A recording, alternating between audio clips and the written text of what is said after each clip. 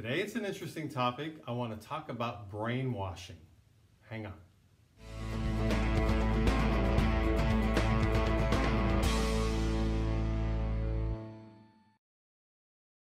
Brainwashing is something we're seeing more and more in the news. It's more talked about. It's always been around, of course.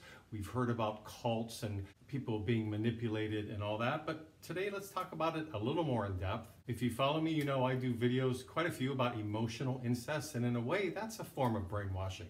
That's where a kid is conditioned to believe that they're supposed to be there as the servant to the perpetrating parent who in a way is emotionally smothering them for their own benefit, their own need. That's a form of brainwashing. The child doesn't realize there's other alternatives. They're very young. They don't know the difference, and so they just kind of willingly go along with it, and their identity is being stripped away and their sense of self, and they're not allowed to voice an opinion in a way. They're there to be the chameleon, to please the parent. And so depending on how you frame this, that's a form of brainwashing. So today, let's talk about brainwashing in lots of other areas. How about the perfect ad made just for you? You know, when you're online and you were thinking like, you know what, I want to go to Vegas next month, so you check out some hotel rates, and lo and behold, 30 minutes later when you're online, all of a sudden there's ads flashing from Vegas hotels. Stay at the Hilton, stay at the Mirage, stay at Caesar's Palace, and you're thinking, this is a little too much of a coincidence. That's a form of brainwashing in a way. Most kinds of social media, to some degree, are all about brainwashing. It's how much you like something. There's some tracking going on. Usually, sometimes they ask you if you want to give permission for them to use cookies. That's tracking, and they're following what you're all about, your individual preferences. Then we hear a lot about political interest in terms of brainwashing, right? That's making the news a lot the last several years, about fake news, about what to believe, about how just a handful of owners own most of the media outlets. Brainwashing, also known as mind control, has been around forever with political governments. Just Google it or look it up yourself. Do some research. You'll see that it's very common. It's a way to manipulate people depending on what your goal is, how you're trying to manipulate them and what that's all about. Then we have cults, for example. That's a form of brainwashing, getting people, you lure them into your cult. I mean, one quick example that comes to mind is Charlie Manson. Look what he did. The tactics are very similar with most cults. First, they lure you in. Everything is just peachy and rosy, and you're feeling better, and things look optimistic to you because you're being treated with kindness, and maybe a lot of attention is being lavished on you. And the person being lavished feels like, I found this safe place. It's nice here. I feel like I belong to some group or somebody. But then what's next is there's an attempt to isolate the individual on some level. And in a way, we can compare this to domestic violence, right? For people who have been beaten by their significant other, kind of similar, right? First, it's their charisma, you're attracted to them, they're being very nice to you. Then as the relationship develops, one of the first things you see as a sign of big warning flags coming up here is that they try to isolate you from your family or friends. They want control over you. Where are you going? Why didn't you call me when you said you were going to? I don't like that person. I don't like your brother. Stop hanging out with them. So then the person begins to feel like this is a new life for me. This is something I better get used to. So it pulls them away from their old friendships and contexts and their way of living. Then with cults, they want to create fear of the outside world. You're only safe here.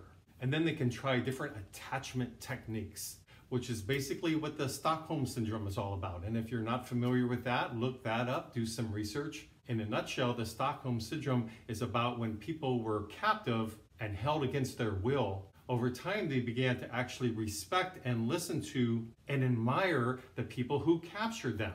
But we also see this with domestic violence, where the significant other, the one who's being beaten, can be right in a courtroom or with the police department and say, no, I love him or her. It's okay. Just leave us alone. We're going to be okay.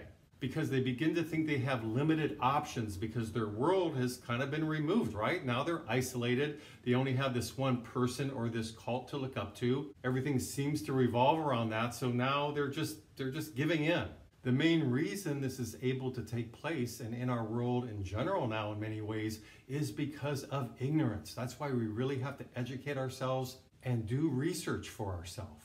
Find out the truth for you. Don't go by what's just being presented to you, people get caught in this, and then it can cause cognitive dissonance. And I want to do a video on that very soon. It may be my next video, in fact. Cognitive dissonance is when you just believe something to be so real, so true for you, that even when you're presented with other factual information, you just can't grasp it. You just don't want to believe it. And in fact, you don't believe it, even though it is true. So the first step, in addition to overcoming the ignorance, is if you're in this situation, is knowing that getting over that hump of cognitive dissonance is going to be tough because it's so familiar and you're so used to it, even though it's a painful place to be at in your life. And you don't want to believe that's true. You don't want to believe these people can do this, or that can really happen, or that kind of evil exists. Oh no, I don't want to go there.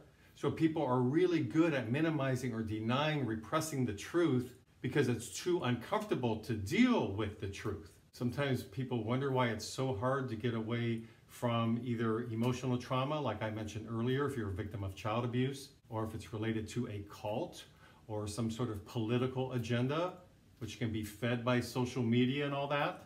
And part of that is because you have to deal with that attachment issue that you've created for yourself. It creates that paradigm that this must be true, so you're ruling out the correct, truer information, even though you may begin to believe it a little bit, becomes a little too fearful to go there. And so you stay with the initial attachment, in this case, let's say a cult, but it applies to everything I've mentioned. And your attachment now is very fractured and it's confusing. So it's hard to have the cognitive skills available to yourself at that point where you can logically figure something out, because all that's been stripped away over time. That's part of the brainwashing effect. Sometimes people just freeze. Oh my gosh, I don't know what to do. I'm going to do nothing.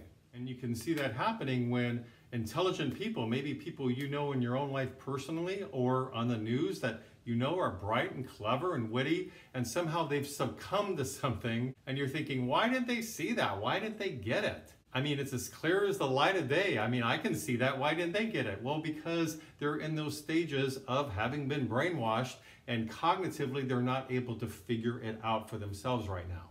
So that's why sometimes they need help, and we need to talk about it, and that's why I'm doing this video. So be aware of any time in your life where you are not thinking for yourself. Now, if you're a kid and you're being abused on some level, of course, and you're 5, 6, 7, 8 years old, you're not going to be able to do that. And that's why hopefully other adults or some sort of service or agency is going to go in and save you. But if that doesn't happen and you grow up, then begin to incorporate this into who you are now. That you can't blame yourself for your childhood, because in a way you were brainwashed as part of what was done to you. Because at the same time maybe your dad was physically beating you, he's also telling you things like, I'm doing this for your own good, or I wouldn't have to do this to you if you didn't make me so mad, or you're just a rotten kid to begin with, so I'm going to have to do this to you every week, at least one good beating every week. Do you see how those kind of messages to a 4-year-old can be brainwashing, and they're going to grow up with that and blame themselves instead of blaming the perpetrator, because after all, they believe on some level there's something wrong with me. And this is important to tie this into the media with what's going on nowadays, because you have to get information for yourself, educate yourself, do your own research, because the way things are set up now with social media and the media is oftentimes we don't know if we're necessarily getting the truth. It's something to think about, and then sometimes we may hear the truth, and that's when we may have the cognitive dissonance and say, no, I can't believe that that's even possible. But sometimes it is possible, and we have to overcome the cognitive dissonance. Please leave me some comments below about this video. Let me know your thoughts about brainwashing and so on. I'd love to hear if any of you feel like you've been brainwashed in your life, or if you've been in a cult or anything like that. Please subscribe to my mental health YouTube channel if you like these kind of videos. And until next week, this is Brad Shore signing off from Ask a Shrink.